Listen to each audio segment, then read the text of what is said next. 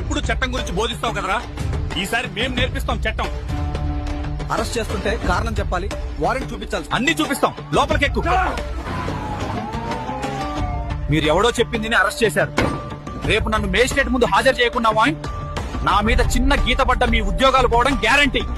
మనం కోర్టులో habeas corpus petition అలాగే సిఆర్పిసి సెక్షన్ 97, 98 కింద ఫిర్యాదు చేస్తాం. ఇక్కడ నుండి కోర్టు పోలీసులకు ఆదేశిస్తుంది వెంటనే మన బిడ్డను తీసుకురావాలని.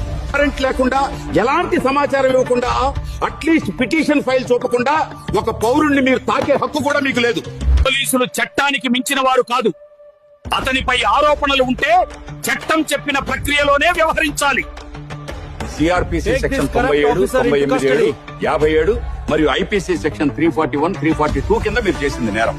పోలీసులు అక్రమ నిర్బంధం చేసినందుకు తక్షణ సస్పెన్షన్ ఆర్డర్ ఇవ్వబడుతుంది. అలాగే మీపై విచారణ జరపాల్సిందిగా ఆర్డర్ పాస్